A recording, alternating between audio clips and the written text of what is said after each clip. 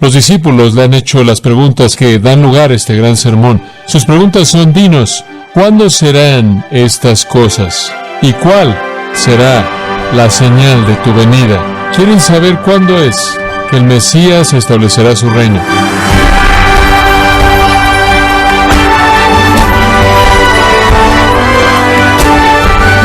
Le damos las gracias por acompañarnos en Gracia a Vosotros con el pastor John MacArthur. Un dicho popular que alienta a escuchar las advertencias dice: guerra avisada no mata soldado, y si lo mata es por descuidado. ¿Sabe cuál fue la advertencia de Cristo acerca de los eventos futuros? No se pierda ni un minuto de esta edición, donde John MacArthur le motivará a buscar la justicia, al mismo tiempo que le advierte a los no creyentes del inminente peligro que enfrentan. Esto como parte de la serie Jesús viene en Gracia a Vosotros. Mateo capítulo 24, el gran discurso del Monte de los Olivos, el sermón de nuestro Señor dado para enseñar acerca de su propia segunda venida. Es un capítulo tremendo. Comenzando en el versículo 4, Jesús dice: hay algunas cosas que van a suceder antes de mi venida. Cuando estas cosas comienzan a suceder, prepárense. De hecho, en el versículo 8, Él los llama el principio de dolores de parto, el nacimiento siendo la venida del Mesías a su reino. Y entonces Él les está diciendo: no es ahora, hay algunos dolores de parto que están por venir en el futuro. Él no les dice qué tan lejos en el futuro, pero les describe cómo serán estos dolores de parto en el futuro que van a dar a luz a su reino glorioso. Si estos son los dolores de parto al final, los dolores de parto para el establecimiento del reino, entonces deben venir al fin, así como los dolores de parto en una mujer vienen al fin de su embarazo. Y entonces el Señor está describiendo lo que sucederá en el final. Él nos lleva un tiempo llamado en el versículo 21 la gran tribulación. Nuestro Señor dice que el tiempo del fin será marcado por engaño, por disensión y por devastación. Permítame darle una cuarta: profanación. Profanación. Y aquí nos alejamos del mundo y nos concentramos en los creyentes. Dejamos al mundo y pasamos a los creyentes. Ahora observe esto. Versículo 9. Entonces os entregarán a tribulación y os matarán, y seréis aborrecidos de todas las gentes por causa de mi nombre. Habrá una profanación. ¿Qué quiero decir con eso? Profanar significa tratar una cosa santa de una manera impía, inmunda, y eso es exactamente lo que dice aquí. El pueblo santo de Dios va a ser tratado de una manera impía. Va a haber una persecución abierta y general de los redimidos que excede a todas las demás persecuciones. No hay otra persecución que siquiera se compare con esta. Entonces Él dice: aquellos de ustedes que son creyentes en ese día serán entregados. Esa es una palabra técnica usada con frecuencia para arresto. Con frecuencia usada para arresto. De hecho, Mateo, creo yo, usa la palabra de esa manera en varias ocasiones. De hecho, en Mateo 4:12, cuando Jesús había oído que Juan fue echado a la cárcel, ahí usa paradídome. Es una palabra que significa ser arrestado. Entonces Él dice: en ese tiempo, los creyentes verdaderos van a ser arrestados, y van a ser afligidos, y van a ser asesinados, y van a ser aborrecidos por todas las naciones por causa de mi nombre. En otras palabras, porque se identifican con el Señor Jesucristo, van a recibir el odio y la enemistad del mundo. En Marcos 13:9, el pasaje comparativo dice: guardaos, porque os entregarán a concilios y en las sinagogas seréis golpeados. Los judíos estarán metidos en esto. Los judíos inicialmente, al principio del fin, estarán metidos en la persecución del pueblo creyente. Dice usted: bueno, ¿de dónde vienen los creyentes si la iglesia ha sido arrebatada? Cuando la iglesia haya sido arrebatada, Dios va a soltar en el mundo 2 testigos enlistados en Apocalipsis 11 y van a ir por todos lados proclamando la verdad. Son asesinados por el mundo, pero se levantan de los muertos, y ese será un milagro muy convincente porque dice que todo ojo en el mundo los va a ver. Probablemente va a suceder en televisión nacional, televisión internacional, televisión por satélite, y se van a levantar de los muertos y van a tener un impacto al ganar algunas personas para Cristo. Y van a haber personas que van a venir al Salvador durante ese periodo de tiempo. Y van a ser objetos de persecución no solo por parte del mundo, sino por parte de los judíos también, porque los van a entregar no solo para ser matados, sino en las sinagogas para ser golpeados.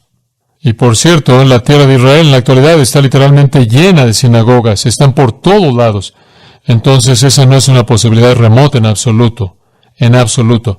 Y los rebeldes en ese tiempo que se rehúsen a creer en el Mesías, y habrán rebeldes, por cierto, entre los israelitas, según Ezequiel 20:38, habrán rebeldes que deben ser purgados, habrán gentiles que vienen a Cristo, habrán judíos que vienen a Cristo, habrán judíos rebeldes y gentiles rebeldes, claro, que perseguirán a los creyentes verdaderos. Será un tiempo de persecución y martirios severos. Pienso en eso conforme recuerdo estar de pie en el balcón en el hotel en Tiberio y viendo hacia abajo una sinagoga que tenía su reunión en el Shabbat. Y algún día en esa sinagoga en donde todos esos judíos se están reuniendo en la actualidad, si están vivos en este tiempo en particular en la historia, habrá una fractura que estará aterrorizando en esa sinagoga. Algunos de ellos habrán creído en el Mesías o creerán en el Mesías, algunos no, y los que no crean van a estar golpeando a los otros en ese mismo lugar, inclusive quitándole la vida a los demás. Entonces habrá un tiempo de persecución y martirios severos para los creyentes verdaderos. Profanación, tratando objetos santos de manera vergonzosa. Os matarán, observa el versículo 9, os matarán. Esa es la palabra para homicidio. Serán aborrecidos no solo por los judíos, sino serán aborrecidos por el mundo entero y todas las naciones. Por lo tanto, no habrá refugio, no habrá lugar donde esconderse, no habrá lugar a donde escapar. ¿Y por qué los van a aborrecer? Debido a mi nombre, ese es el punto. Odian a Cristo, el mundo odia a Cristo. Siempre lo he odiado y lo odiaré en ese entonces, especialmente cuando están bajo el control de ¿quién? Del anticristo, quien se levanta contra Cristo. Siempre los creyentes han sido odiados, siempre los creyentes han sido matados, pero entonces será más allá de cualquier cosa jamás experimentada, profanación mundial de los santos. Serán martirizados y masacrados de un fin de globo al otro en ese periodo de tiempo. De hecho, la Biblia nos da tanto detalle de esto. Observe Apocalipsis capítulo 6. Y aquí vemos de nuevo el futuro del principio de los dolores de parto, versículo 9. Él abre el quinto sello y vi bajo el altar. Ese es el lugar de expiación. Estas son almas redimidas, vistas aquí bajo el altar, el símbolo de expiación. Él ve ahí las almas de aquellos que fueron matados por la palabra de Dios y por el testimonio que tuvieron. Ahí habrían sido masacrados en la tribulación, y Juan en su visión los ve ahí y están clamando a gran voz: ¿hasta cuándo, Señor, santo y verdadero, no juzgas y venga nuestra sangre en aquellos que moran sobre la tierra? Y se les dieron ropas blancas a cada uno de ellos, y se les dijo que deben descansar por un tiempo hasta que sus consiervos y sus hermanos sean matados como ellos, hasta que fuera cumplido. En otras palabras, Juan ve a algunos de los mártires clamando: ¿hasta cuándo? Y el Señor, en un sentido, dice: no hasta que el resto de aquellos que deben ser matados sean matados. En el capítulo 7, versículo 9, Juan tiene una visión y ve una gran multitud que ningún hombre podía contar, de naciones y tribus y pueblos y lenguas, y están ahí ante el trono y ante el Cordero, y están vestidos con ropas blancas y palmas en sus manos, y están clamando y diciendo: la salvación pertenece a nuestro Dios, que está sentado en el trono y del Cordero. Y él ve a estas personas. ¿Y quiénes son? Versículo 14, él dice: estos son los que salieron de la gran tribulación y han lavado sus ropas y las han emblanquecido en la sangre del Cordero. ¿Cómo salieron de la tribulación?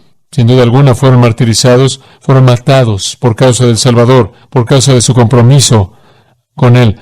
Usted tiene capítulo 11 en donde matan a los dos testigos. Usted tiene capítulo 2 en donde dice que el dragón, Satanás, hace guerra con el remanente del mar. Esto es gente creyente, probablemente refiriéndose a creyentes judíos. Y después en el capítulo 13 lo vuelve a tener, versículo 7. Y le fue dado poder para matar, y él hace guerra con los santos y vence a los santos, el anticristo y también el falso profeta. Y usted lo tiene en el capítulo 17, la gran ramera, la gran prostituta, el sistema religioso falso de la tribulación, está embriagada de la sangre de los santos y la sangre de los mártires de Jesús. Y en el 16:6 dice que han derramado la sangre de santos y profetas. Han derramado la sangre de santos y profetas. Ahora regrese a Mateo 24 y escuche con atención. Habrá profanación de los redimidos. Pero escuche esto. La quinta señal es deserción. Usted tiene engaño, disensión y devastación, y eso es mundial, y eso le pasa al mundo entero incrédulo. Y después pasa a hablar de personas creyentes o las personas que se identifican con Dios y Cristo, y él dice: en primer lugar va a haber profanación. Van a tratar a estas personas con gran persecución. Como resultado de eso, vendrá la quinta señal, deserción. Observe el versículo 10. Muchos tropezarán entonces y se entregarán unos a otros, y unos a otros se aborrecerán. Esto es tan trágico. La presión es tan grande. Conforme el mundo comienza a masacrar a los creyentes, que algunas personas que se han identificado superficialmente con Jesucristo, como la semilla que cayó entre espinos, realmente no tiene raíz alguna, sino que germina y se ve bien al comienzo. Algunas personas que inicialmente se identifican con Jesucristo, cuando ven el precio que debe ser pagado, son escandalizados, son ofendidos y no están dispuestos a pagar ese precio. Entonces comienzan a volverse en su ofensa y no solo rechazan a Cristo, sino que traicionan a los creyentes verdaderos y los entregan a los perseguidores. ¿Ve eso? Comienzan a traicionar a los creyentes verdaderos, los comienzan a entregar, dándoles sus nombres y direcciones, diciéndoles dónde pueden ser encontrados para ser matados.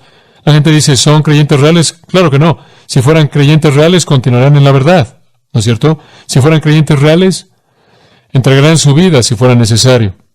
Si fueran creyentes reales, seguirían en obediencia. Juan lo dice en 1 Juan 2, salieron de nosotros porque no eran de nosotros, porque si hubieran sido de nosotros, habrían permanecido con nosotros, pero salieron de nosotros para que se manifestase que nunca fueron de nosotros. 1 Juan 2, 19. Jesús lo dijo en Juan 8:31, si perseveráis en mi palabra, entonces sois mi discípulo real. Y nuestro Señor mismo estableció el principio de discipulado en Mateo capítulo 10. Escucha lo que dijo. Ustedes lo conocen muy claro. El discípulo no es más que su maestro, ni el siervo más que su señor. Versículo 24. Es suficiente que el discípulo sea como su maestro y el siervo como su señor. Si han llamado al amo de la casa Beelzebú, ¿cuánto más llamarán a aquellos de su casa? En otras palabras, si dijeron que Jesús era de Satanás, van a decirlo de ustedes, pero es suficiente que sean como él. El discípulo verdadero está dispuesto a sufrir como su maestro sufrió, así que no los temáis. Y después el Señor dice, por tanto, todo aquel que me confesare delante de los hombres, lo confesaré delante de mi Padre que está en los cielos. Pero todo aquel que me negare delante de los hombres, también yo lo negaré delante de mi Padre que está en el cielo. Él también dijo esto, el que no toma su cruz y viene en pos de mí no es digno de mí.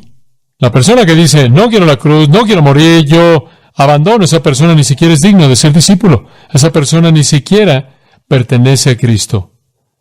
La persona que pertenece a Cristo continúa. La persona que pertenece a Cristo está dispuesta a pagar el precio, no porque tiene alguna virtud especial por sí mismo, sino porque si él es un creyente verdadero, el Espíritu Santo le concede una gracia que lo sustenta. Esa es la clave.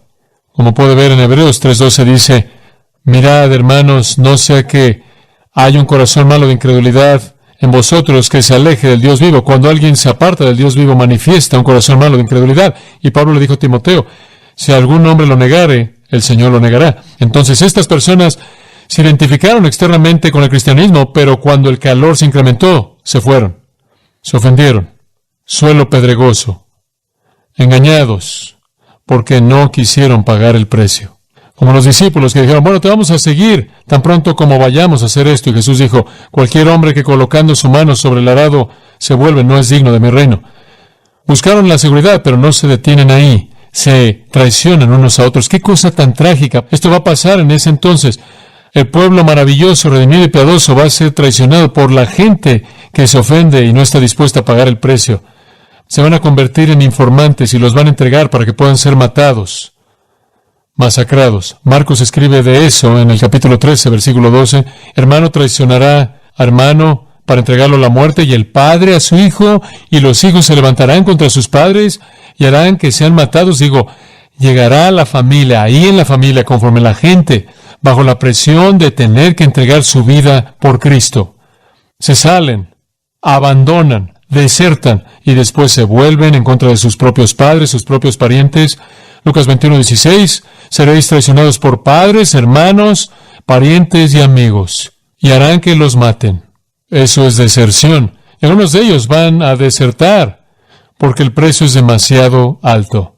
Pero algunos de ellos van a desertar. Observe el versículo 11. Y muchos falsos profetas se levantarán y engañarán a muchos. No falsos cristos ahora, sino falsos maestros. Algunos de ellos van a desertar porque no quieren pagar el precio. Y algunos de ellos van a desertar porque han sido, ¿qué? Engañados. Entonces, la deserción va a ser una deserción doble en ese punto. Muchos falsos profetas se levantarán. Y dice lo mismo, ¿no es cierto?, en el versículo 24. Y estos falsos profetas van a enseñar error satánico, diabólico, infernal. Ahora escuche con mucho cuidado lo que digo. Si Satanás está por todos lados, y Satanás primordialmente se disfraza de ángel de luz, Esa época no solo va a estar llena de todo tipo de maldad abierta, sino que va a estar llena de todo tipo de religión falsa. Y lo único que tiene que hacer usted es leer Apocalipsis 17 para ver eso, porque en Apocalipsis 17 usted tiene este sistema religioso mundano, malo, vil, miserable, llamado la ramera, la gran ramera, la prostituta.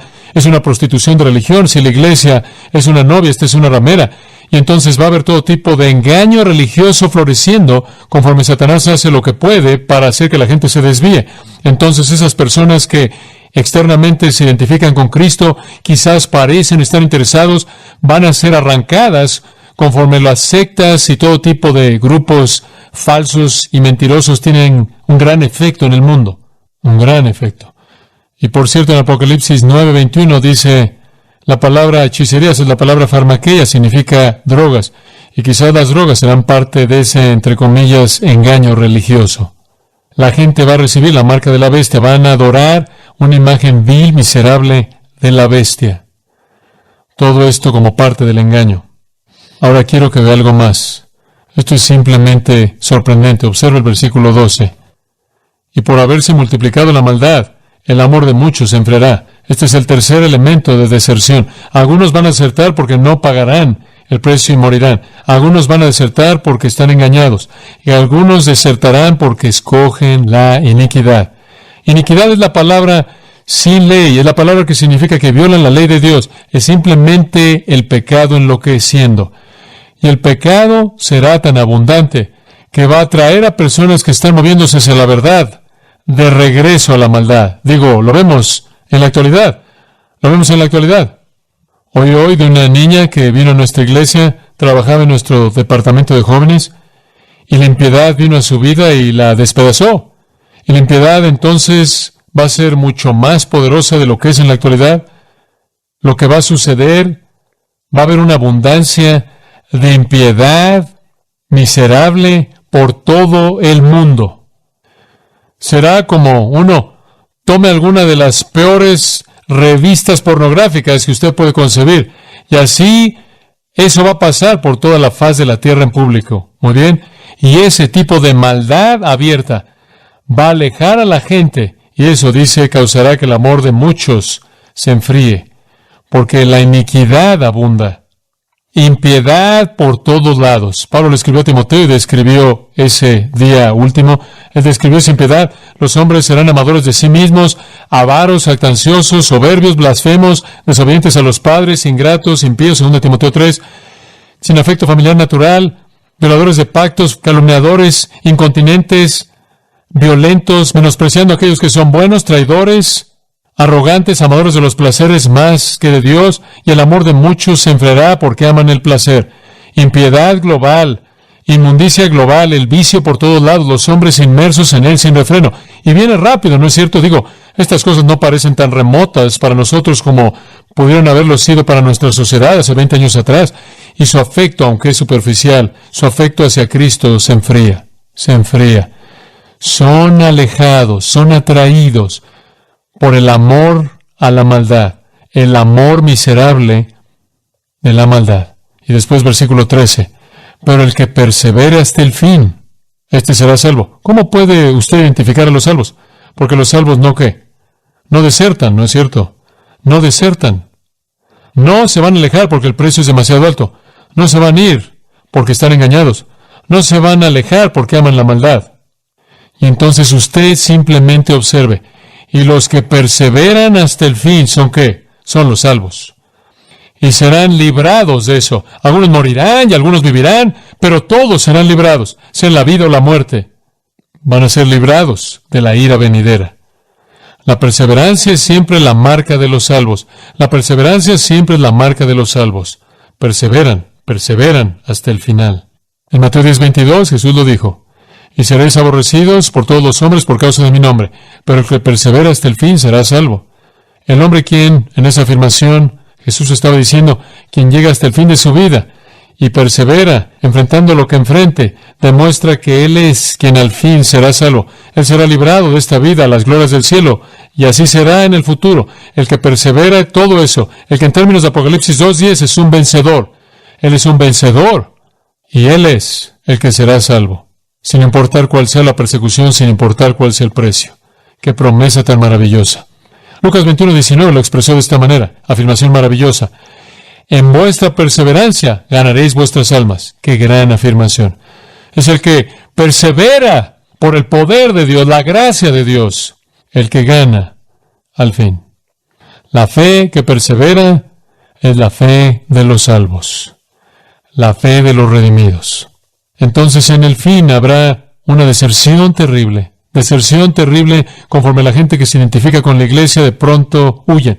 ¿Sabe una cosa? Si todo esto se llevara a cabo en este momento, descubriríamos quiénes son los desertores, ¿no es cierto? Descubriríamos quiénes son los que no quieren pagar el precio de la muerte. Descubriríamos quiénes son las personas que serán atraídos por los falsos profetas. Veríamos a los que amaron su impiedad más de lo que amaron a Dios. Digo, todo será claro. Y así será en ese entonces. Así será entonces. Solo los que perseveran serán librados. Y los vemos en Apocalipsis 7, sacados de la gran tribulación en ropa blanca. Los vemos en Apocalipsis 19, conforme Cristo regresa y están montando con Él en ropa blanca. Perseveraron y se les dio una túnica blanca. El último punto. Declaración. La señal final de la venida, el dolor de parto final que comienza es declaración. Y antes de que el Señor venga, esto tiene que suceder. Y será predicado este evangelio del reino en todo el mundo para testimonio a todas las naciones, y entonces vendrá el fin. Antes de que el fin venga, antes del establecimiento del reino, esto tiene que suceder. Proclamación mundial del evangelio. A pesar de la persecución, a pesar de los desertores, a pesar de los falsos profetas, a pesar de los cristos falsos, a pesar de que el infierno desata sus demonios por toda la tierra, a pesar de todo este desastre terrible, horrendo, inconcebible, a pesar de gente con amor que disminuye, a pesar de que el anticristo esté gobernando y reinando, a pesar de que Satanás esté tratando de pelear contra Cristo, a pesar de las guerras y hambres y terremotos y el resto de señales en el cielo, a pesar de todo eso, el evangelio del reino será predicado en todo el mundo como un testimonio a todas las naciones, y entonces va a venir el reino. Dice usted, hombre, ¿cómo va a pasar eso? ¿Cómo es que el evangelio va a ser predicado? Observa Apocalipsis 14. Este es el último pasaje que veremos. Apocalipsis 14, versículo 6. Y aquí estamos, apenas antes de que las copas sean derramadas, apenas antes de que los últimos dolores de parto finales que vienen a una velocidad que se incrementa den lugar al reino, apenas hacia el final, apenas antes de que el holocausto final se lleve a cabo. Vi otro ángel volar en medio del cielo, dice Juan, y él tenía el evangelio eterno. ¿Por qué? Para predicarle a aquellos que moran en la tierra y a toda nación, lengua, tribu y qué, y nación. Ahí está el cumplimiento de Mateo 24:14. Esa predicación del evangelio del reino al mundo entero no está hablando de lo que está pasando ahora, está hablando de lo que ese ángel va a hacer en una evangelización grande, sobrenatural, milagrosa final del mundo.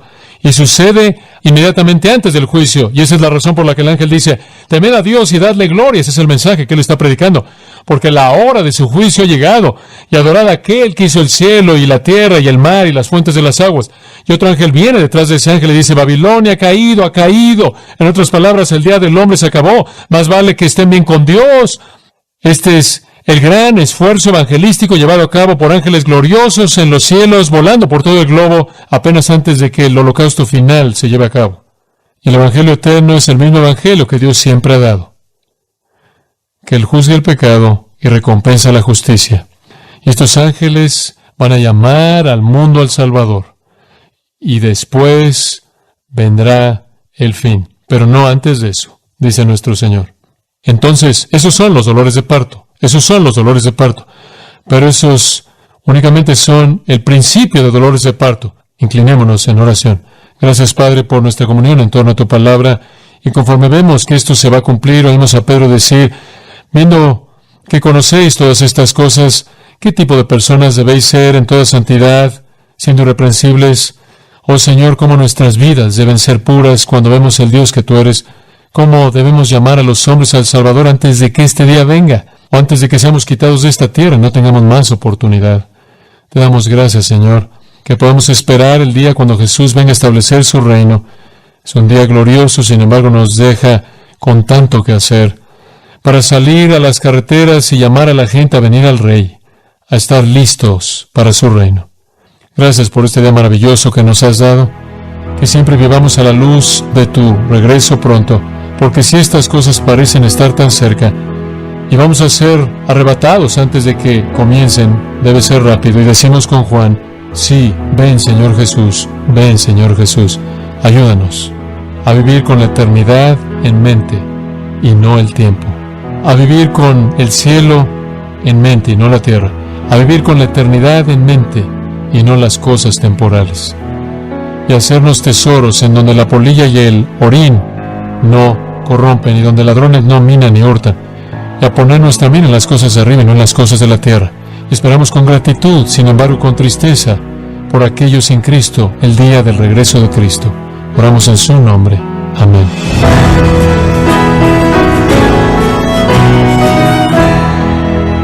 De esta forma ha sido John MacArthur mostrándonos un retrato bíblico de la misericordia de Dios al enviar un ángel para darle al mundo una última oportunidad de escuchar el Evangelio, arrepentirse del pecado y rendirse a Cristo como Señor y Salvador.